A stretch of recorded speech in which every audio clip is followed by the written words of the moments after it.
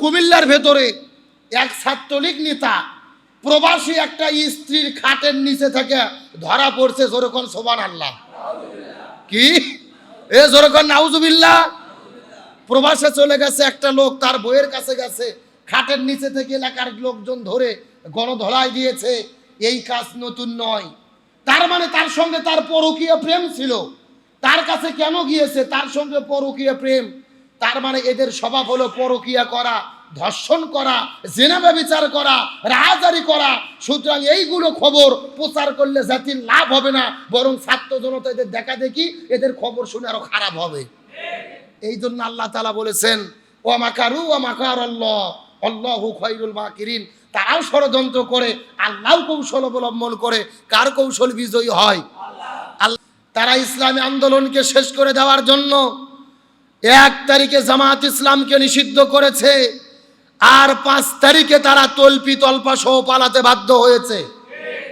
1 তারিখে তারা জামাত ইসলামকে নিষিদ্ধ করলো, আর আল্লাহর কি খেলা, আল্লাহর কি ফয়সালা।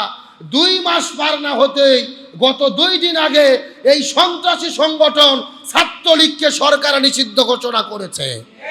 কথাগণ ঠিক কিনা? বলেছে তারা সন্ত্রাসী সংগঠন, তারা সন্ত্রাসী করেন। আমি মনে করি 2 মাস হলে তত্ত্বাবধায়ক সরকার ক্ষমতা দখল করেছে, যতগুলো কাজ করছে তার মধ্যে সবচাইতে ভালো কাজ এটাই ছিল যে ছাত্রলীগকে তারা নিষিদ্ধ করেছে।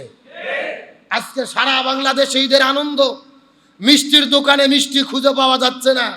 যখন নিষিদ্ধ ঘোষণা হলো, বগুড়া জেলায় 30 মিনিটের ভেতরে মিষ্টি ফাঁকা। কয় মিনিট?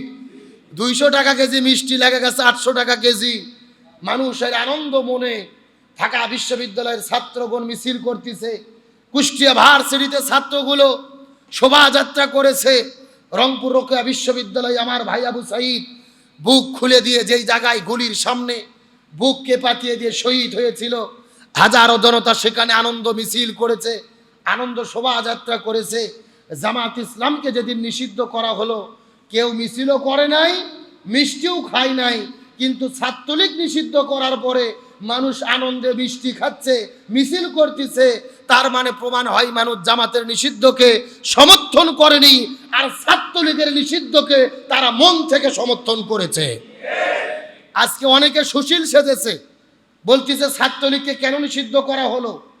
এদের তো দেশের জন্য অনেক অবদান। 1948 সালে ছাত্রলীগ গঠিত হয়েছে। 52 ভাষা আন্দোলনে তারা অবদান রেখেছে। 54 সালের যুক্ত ফোন নির্বাচনে অবদান রেখেছে। 66-র 6 দফায় অবদান রেখেছে। 69-এর গণ অভ্যুত্থানে অবদান রেখেছে। 70-এর নির্বাচনে অবদান রেখেছে। 71-এর স্বাধীনতা যুদ্ধে অবদান রেখেছে। এখন তাদের কেন নিষিদ্ধ করা হলো? তাদের কথা সত্য, কিন্তু একটা কথা বলতে চাই, শয়তান কিন্তু শয়তান ছিল না। 1000 বছর ধরে আল্লাহর ইবাদত করেছিল, কিন্তু আল্লাহর এক হুকুম অমান্য করার কারণে শয়তান তিনি ফেরেশতাদের সর্দার থেকে শয়তানের সর্দার হয়েছিল। তার মানে আগে যে 1000 বছর ইবাদত করছিল ওগুলো সব কি? সব আমুল বাতিল আল্লাহর হুকুম অমান্য করার জন্য। ছাত্রলীগ এত বছরে যে অবদান রেখেছিল খুবই ভালো, প্রশংসনীয়, কিন্তু গত 16 বছরে যেই অন্যায় অপকর্ম দুর্নীতি করেছে, প্রত্যেকটা অপকর্মের কারণে আগের অবদানকে মানুষ আর স্বীকার করতে চাচ্ছে না। এখন আপনারা নিজেরা নিজেকে প্রশ্ন করেন, 16 বছরে কি এমন আমুল করলেন যেই আমুলের জন্য অতীত আমুলগুলো বরবাদ হয়ে গেল?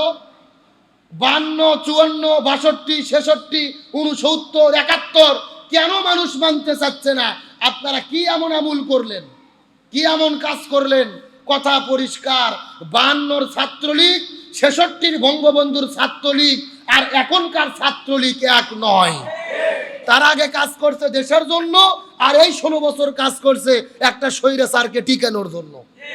যত অন্যায় অপকর্ম নাই তারা করে নাই। আমরা দেখেছি ছাত্রলীগকে জাহাঙ্গীরনগর বিশ্ববিদ্যালয়ে ধর্ষণ করতে করতে ধর্ষণের সেঞ্চুরি করে তারা মিষ্টি বিতরণ করেছে, ধর্ষণের সেঞ্চুরি পালন করেছে। এই ছাত্রলীগকে দেখেছে আমার প্রিয় ভাই আবরারকে বুয়েটে সারা রাত ধরে পিটায়া পিটায়া পিটায়া তাকে শহীদ করে দিয়েছে। জগন্নাথ বিশ্ববিদ্যালয়ের বিশ্বজিৎকে একটা হিন্দু তারপরেও তাকে ছাড় দেয় নাই, শিবির সন্দেহ করে পিটায়া পিটায়া তাকে হত্যা করেছে। সিলেটের খাদিজাকে বদরুল নামে সন্ত্রাসী পিটায়া হত্যা করেছে। আপনার সাভারে স্বামীকে বেঁধে রেখে স্ত্রীকে প্রকাশ্য দেবালোকে তারা ধর্ষণ করেছে। তার মানে গত 16 বছরে তারা যে অন্যায় অপকর্ম করেছে, অপকর্মের ভিত্তিতে তাদের নিষিদ্ধ করা সময়ের সেরা সিদ্ধান্ত ছিল। এই যে বাংলাদেশে কোটা সংস্কার আন্দোলন হলো, এই আন্দোলনের ভেতরে প্রথম বিশৃঙ্খলা কিন্তু শুরু করেছিল ছাত্রলীগ। ওবায়দুল কাদের যখন বলেছিল এই আন্দোলনকে দমানোর জন্য ছাত্রলীগই যথেষ্ট, মনে আছে না নাই? এটা বলার পরেই কিন্তু ঢাকা বিশ্ববিদ্যালয়ে প্রথম হামলা হয়েছিল। তারপরে 1700 ছাত্র জনতা হত্যা হলো। প্রত্যক্ষভাবে এই ছাত্রলীগ শত শত মানুষকে হত্যা করেছে। এই জন্য সরকার যে গেজেট প্রকাশ করেছে, ওই গেজেটে তারা স্পষ্ট করে লিখেছে ছাত্রলীগ সরাসরি গণহত্যার সাথে জড়িত, মানুষ হত্যা করেছে। তারপরে আপনার চাঁদাবাজি করেছে, টেন্ডারবাজি করেছে, হলে সিট বাণিজ্য করেছে। আমার ভাইয়েরা, সারা বাংলাদেশের ছাত্ররা অ্যাডমিশন পরীক্ষা দিয়ে বিশ্ববিদ্যালয়ে ভর্তি হয়, গণরম বানায়া তাদেরকে আটকায়া রেখে তাদের দলীয় মিছিল মিটিং সমাবেশ সকাল 7টায় নিয়ে গেছে, রাত 12টা পর্যন্ত দাঁড়িয়ে রেখেছে। ছাত্র জনতার উপরে অত্যাচার নির্যাতন যখন সর্বোচ্চ মাত্রায় চলে গেছে, তখনই ছাত্র জনতা সহ্য করতে না পেরে মাঠের মধ্যে ঝাঁপিয়ে পড়েছে।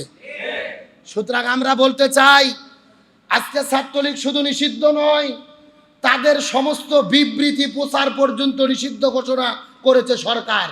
তাদের কোনো বিবৃতি, তাদের কোনো মিছিল মিটিং, সিম্পোজিয়াম, সেমিনার, কোনো প্রোগ্রামও প্রচার করা যাবে। প্রচার করাও অপরাধ। আপনি ছাত্রলীগের মিছিল মিটিং ফেসবুকে দেবেন অপরাধ, টেলিভিশনে প্রচার করবেন অপরাধ, বিবৃতি দেবেন প্রচার করবেন অপরাধ। আরবিতে একটা প্রবাদ বাক্য আছে, কামা তাদিনু তুদান, যেমন কর্ম। প্রচার করা যে নিষিদ্ধ, এটা কি বর্তমান সরকার করেছে না এটা ওদেরই আমল ছিল? এই কাজ ওরা নিজেরাই চালু করেছিল। গত 16 বছরে ঘোষণা করেছিল জামাত শিবিরের কোনো খবর প্রচার করা যাবে না।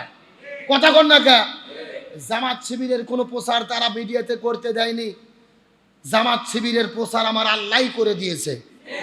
ওরা ভেবেছিল বাংলাদেশে জামাত শিবির নাই, আর দেশ স্বাধীন হওয়ার পরে দেখা যাচ্ছে জামাত শিবির ছাড়া বাংলাদেশে লোকই নাই। এ কথা কন না কে? সবাই মনে হচ্ছে হুজুর হয়ে গেছে, ইসলামপন্থী লোক হয়ে গেছে।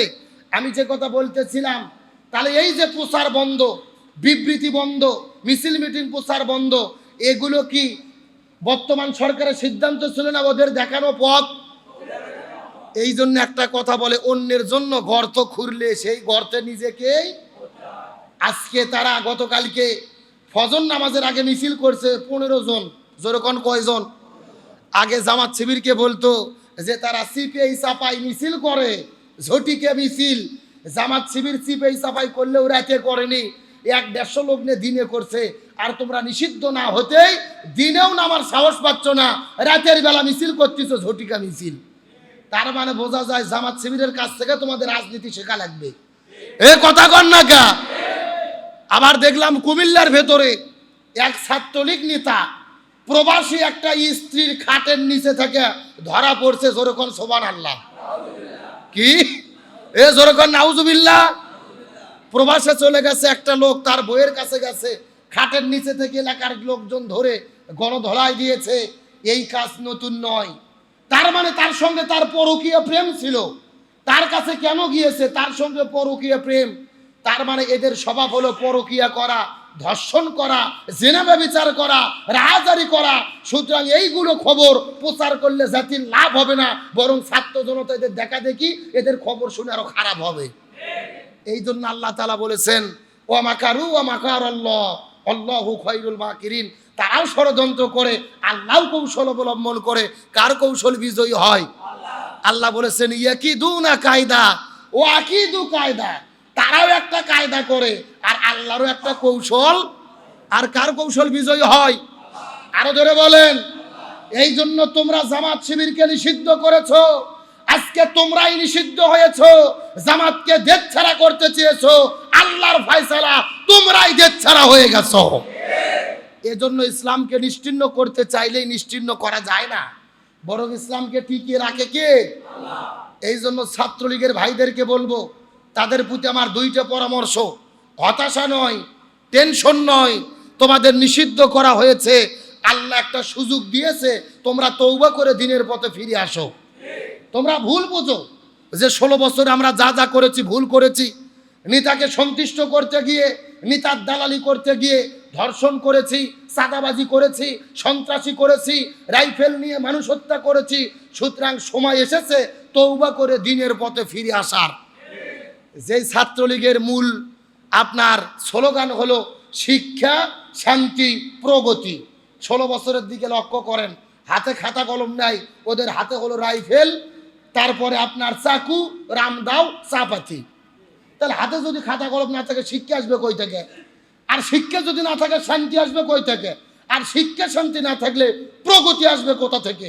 সুতরাং এতদিন নেতাদের পেছনে ঘুরেছো, যেই নেতার দালালি করতে গিয়ে জীবন যৌবন শেষ করেছো, ওই বড় বড় নেতাগুলো তোমাদের রেখে পালিয়ে গেছে, তোমাদের চিন্তা করেনি, তোমাদের কচুর সাথে গলার দড়িতে মরা উচিত।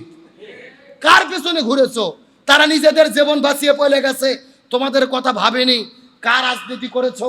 আল্লাহর কোরআন বলেছেন, লাকাদ কানা লাকুম ফি রাসূলিল্লাহি উসওয়াতুন হাসানা। আদর্শ গ্রহণ করতে হবে বিশ্ব নবীর, কোনো ব্যক্তির নয়, কোনো নেতার নয়।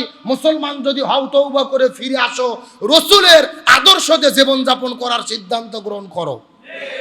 তার কারণ তওবা করে ফিরে আসার সুযোগ আছে না নাই? যারা স্পষ্ট গণহত্যা করেছে, অন্যায় করেছে, প্রচলিত আইন দিয়ে শাস্তি অবশ্যই হবে, কিন্তু তারপরে যদি ভুল বুঝতে পারে তওবা করে ফিরে আসার সুযোগ আছে না নাই? 1 নম্বর পরামর্শ, তওবা ইস্তেগফার করে দিনের পথে ফিরে আসো। আর 2 নম্বর পরামর্শ হলো শুধুমাত্র ফিরে আসা নয়, তোমাদের যাদের স্লোগান ছিল যৌবনের প্রথম প্রেম হলো ছাত্রলীগ, মানে যৌবনের নাকি প্রথম প্রেম, ওই ছাত্রলীগের সঙ্গে প্রেম করতে গিয়ে কারু বয়স 30, কারু বয়স 35, কারু বয়স 40, বিয়ে করে না। সময় এসেছে এখন তোমরা বিয়ে করে অতীত অন্ধকার জগৎ ছেড়ে দিয়ে নতুন করে ঘর সংসার করো। আর যারা মহিলা ছাত্রলীগ আছে, ইডেন কলেজের একটা মেয়ে সাক্ষাৎকার দিচ্ছে, আমরা বিয়ে করতে চেয়েছি, বাবা মা চাপ দিয়েছে, নেতাদের চাপে বিয়েও করতে পারি নাই, আমাদের জীবন যৌবন নেতাদের কাছেই সমর্পণ করেছি। এমনও মহিলা ছাত্রলীগ নেত্রী আছে, বলতেছে আমরা বড় বড় নেতাদের মনোরঞ্জন করতে গিয়ে তাদের সঙ্গে রাত কাটাইছি। নাউজুবিল্লাহ বলেন। তাহলে এতদিন যে জীবন যৌবন শেষ করছো, তওবা করে বিয়ে করে জীবন সংসার শুরু করো, আল্লাহর কাছে মাপ চাও, আল্লাহ চাইলে মাপ করলেও করতে। আর এতদিন তোমরা যে ট্যাপ লাগাইছো, শিবিরকে বলেছো সন্ত্রাসী জঙ্গি, এখন তদন্ত করে দেখা যাচ্ছে শিবির জঙ্গি নয়, হেফাজত জঙ্গি নয়, চরমোনাই জঙ্গি নয়, সবচেয়ে বড় জঙ্গি হলে তোমরাই। শিবিরকে বলতো রক কাটা, পত্রিকা খুলে দেখা যায় শিবির রক কাটে না, রক ছাত্রলীগের ভাইরাই আগে কেটেছে। সুতরাং তোমাদের জীবনটা ভুল ছিল, ভুলের মধ্যে ছিলে, তওবা করে ফিরে আসো। আল্লাহ এদেরকে সঠিক পথে ফিরে আসার তৌফিক দান করুক, বলেন আমিন।